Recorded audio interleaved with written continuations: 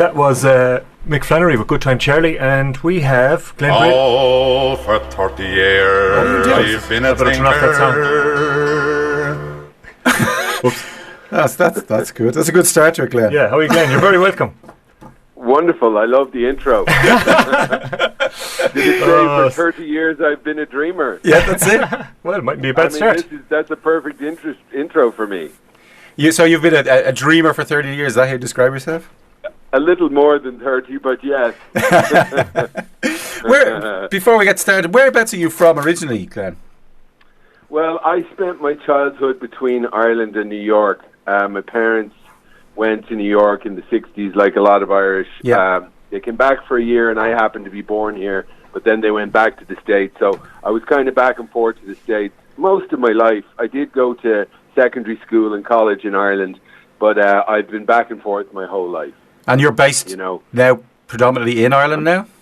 Yeah, I'm based in Wexford at the moment. Right. I've been here now a little over 5 years. Yeah. I was in California for a few years before that. Jet setter. This is nice. I've been around. Always involved in music, am I right? Huh? Always involved in music. Yes. Yeah, my whole adult life has been based around the music business in some way or form, definitely, yeah. So going back to when you were a nipper, what were your influences that started you on the path to music? Because it's a tough road. It is a tough road. I mean, I think it depends on whether you're asking, like, when I was a kid in the States. I was definitely we were in the Bronx as a child, and the new song that's out is probably the first thing I've really written addressing that part of my life. Right. So, like the lyrics in the song are about what I was seeing around me, graffiti and early punk rock and, being immersed. My father was a barman, so I was immersed in a lot of Irish music back then as well as a child. So, and then, when I was in my late teens, early 20s, I'd gone to school in Ireland, so I'd gone through a lot of rock and indie and stuff. And, so when I started making music in my early 20s, properly, I was DJing a lot in Dublin, so I would have been, one of the more busy DJs in Dublin in the 90s. And that's kind of where I started in the music business as such, and started programming and producing music around that time and got really into engineering and that sort of stuff while I was DJing, and that was in the 90s. Then I spent the best part of the, 2010s in 2001 to 2010 in New York. Then I was in Berlin for a couple of years, and then I was in California, kind of following the work and what was happening. I'd kind of gone as far as I could in music in Ireland in the 90s, so New York seemed like a safe bet for me to move to because I'd lived there as a child and I was comfortable with it. And that led me to a deal I had with a band, so I ended up living in Germany for a couple of years. And then I'd kind of felt like at that point I'd been either DJing in late nights and on tour most of my adult life. So I actually, my wife's from California, so I ended up working for the California Stagehands Union. So I engineered quite a bit, did a lot of symphony stuff and that sort of live music thing in California for a few years. And then during that I ended up working for Dolores O'Riordan from the Cranberries and engineered an album she did called Dark with Andy Rourke from the Smiths. Yeah. So I ended up on tour with them, and that's how I ended up back in dear old Ireland. I was on that tour, and I was away from my family in California, and so I ended up bringing them over for a while, and they liked it, and we stayed. Nice. Pretty good. Yeah. Is that your whole life just summarised into a brief couple of minutes? I did pretty good there. Yeah, that was very impressive. Yeah, it's quite an eclectic mix of experiences you've had. You've been going from symphonies to producing rock albums to DJing. It's pretty incredible. Well, like you said, it's a tough road as a musician. Yeah. So I think like part of making it work is being open, and I'm not stuck in my ways musically. Yeah. I just appreciate the fact that I'm able to make it, and that I've worked hard to learn the skills for it. So, when an opportunity comes, I'll get up and go for it if it's remotely interesting to me. And luckily enough, I've had some fairly interesting opportunities. And so, tell us now about the new project. Well, I assume it's pretty new with the band and stuff like that. Yeah, we did our first release about roughly 17, 18 months ago. Yeah. So yeah, it is new. Yeah. It kind of came about during the pandemic. I was making a load of beats before the pandemic and stuff for rappers and people in the States. And then with the pandemic, I just ended up with a lot of this music sitting there and not getting worked on. And I had done a lot of vocals over my career, but most in the background. And I just one day was like, you know what, I've got these few tracks that kind of have a similar vibe and I'm really enjoying them. Why don't I, make that into, go back to doing vocals, because I hadn't done that in so long. And it was something I'd always wanted to get back to. And I just had these few tunes where I had some ideas, and it went from there. Cool. All of a sudden I was playing gigs in front of a band, which I wasn't expecting. But there you go. And like anything, once it started to move, I was like, all right, this is fun, and let me get on with it, And now it's my main project, and I'm trying to make it work and releasing a good few records. And we've got some gigs going on and that sort of stuff. And is the band a full-time band, or as in there's static members in the band, or is it kind of quite fluid? I wrote the stuff and produced it, but the more I go on, the more I'm hanging on to people. Now, the first few gigs have been kind of like people coming and going because, they've been friends who are professional musicians and this and that, and they're busy. So for the last few months, I've been focusing on keeping the same people in the band, and our last single, Invisible, was actually the live band wrote it with me and played it live and recorded it in the studio together. So that was the first time that the static members, as you say, kind of came together and played on the record. However, the latest one, it's more of a kind of a creative curveball in a way. So it's back to me on my own. But we are rehearsing all the time. We're rehearsing tonight. We're playing Electric Picnic in August. That's our next kind of big show. So yeah, there's some good guys I'm playing with. So how does it feel? Because by the sounds of things, you're quite a solo producer, writer, musician before, and now being part of a band. Is it a pleasurable experience? I've been in bands most of my life, so I haven't done the solo part. But I've always kind of taken the second role in bands that I've been in. I toured in the 2000s with a band called The Glass, and that was based in New York, and that was with another Irish guy, Dominique Keegan, who works in the music industry there in publishing, and he was the singer. And though we wrote all the songs together, he's in the music industry guy, so he kind of was the point man on it. But there was a lot of people coming and going from that band in the live sense all the time, even though he and I wrote it all. So I'm used to that. However, this one I'm definitely the point man, for want of a better word. And there's responsibilities that go with that, and you need to be listening to the people around you. You need, like any kind of leadership kind of role, you want to take people into account and hear what they have to say, and I try to listen to what everybody has to say and to take that in as we go on. It doesn't mean I can always do what people want, but I definitely try, because the people around that I do have around me are very good. So, but yeah, there's complications. There's 5 people in the band. Most of us are parents or working other jobs, so trying to get the rehearsals booked, and people are going on holidays and this and that. It can school be holidays, stressful. I know. But we're getting there. We're making it somehow. to be back in those days when I was 18 with no carefree. I could practice every night of the week. It's that's not the case, unfortunately. Absolutely not. I find what I do is I might do a night with the drummer. I might do a couple of days with the bassist. There's a backing vocalist. I might do a couple of sessions with her, and then kind of bring it all together. You know what I mean? Right. So I definitely kind of like hone in on what the other people are doing, and then bring it all together. And that seems to be the way to really work it right now, because we're all over the place. If we got a bunch of bookings, we'd probably be a bit more cohesive in the rehearsals. Yeah. But we're just getting started, so I'm kind of happy with what I'm getting so far. Well, that's not bad for a band who's just starting getting on Electric Picnic. No. It's pretty good. Yeah, we're lucky like that. we're on the Jellyfish stage. It hasn't been announced yet, but no big deal. You guys are in New Zealand, right? Yeah, no one listens to us. Well, it's okay to say. Don't tell him that. But it just hasn't been. No, definitely everyone listens to you guys. Thanks, Glenn. We're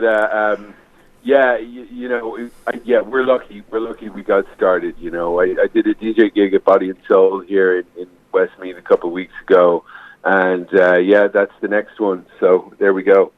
So just briefly, just tell us because we're all the way over here, and we follow all these young bands and bands starting out in Ireland, and obviously the old classics, and we're trying to educate people that way a little bit over here. Sure. But we don't know the state of the music industry in Ireland, because I left in 2000-ish.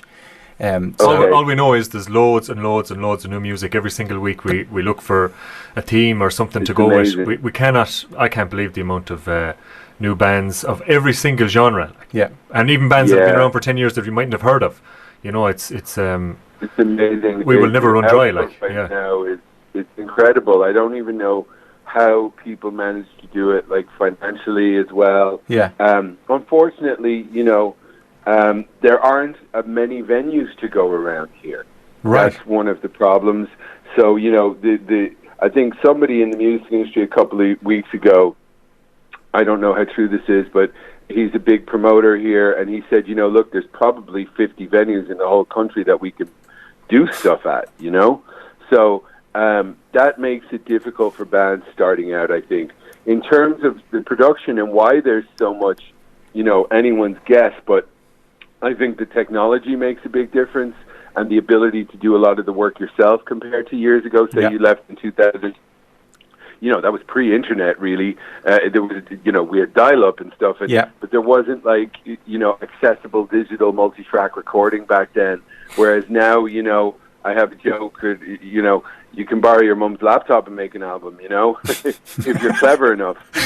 Just have to wade through all the porn on my mother's laptop. Come in, John. Your dad's cute enough to use your mother's. Well, we actually had we had John Burke Terps from the Saw Doctors on, and he produced his own album like that, and he was able to get musicians from all over the world, and do it from his studio at home. So there's great freedom in that sense, I suppose. That's where I'm at. On our album, there's the full band hadn't come together. We're just kind of mixing it at the moment. But I've used musicians that I've worked with over the years. I mean, the guitarist on the next single lives in California and was in 80s punk bands and stuff, and I used to skateboard with him in California. There's bass player from the UK, even the latest track, I think, we wrote it kind of online, even though the guitarist is in Dublin. He was sending me parts back and forth. Eventually he came down and we redid them all together, but with the internet it does make a big difference, and I think people have got a lot more comfortable with that since the pandemic. But to be honest with you, I've been working that way for a long time anyway. I've been sending files back and forth. God, I was sending DATs in the early 2000s, I still have a DA30 at home in the garage. There you go. Oh, you're lucky. I wish I had it here. I have so many songs I'd love to transfer. Mine got lost to the sauce in some studio in New York. I never brought it home or something.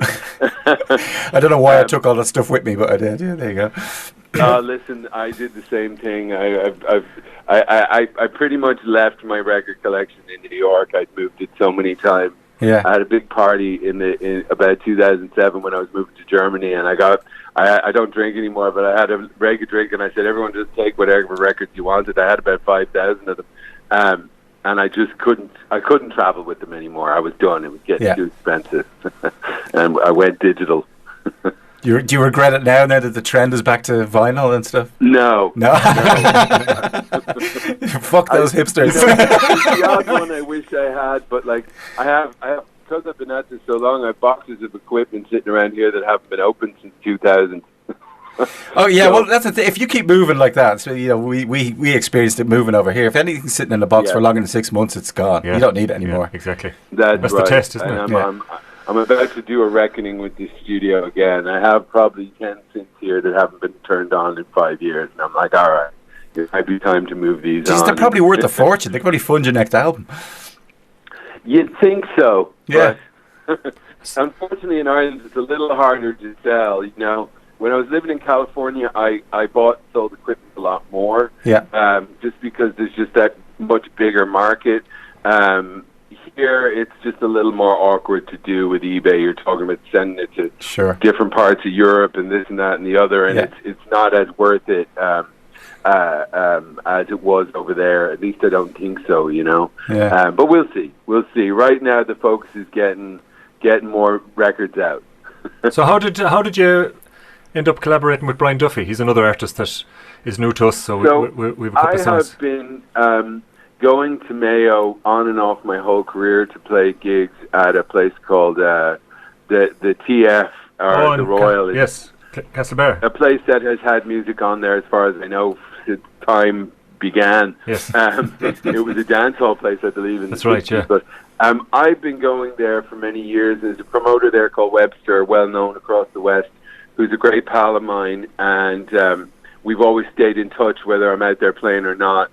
And he put me in touch with Brian a few years ago, and Brian was looking for someone to remix his stuff, or the idea of making kind of dance remix of an Irish trad song, it just was kind of a corny idea to me.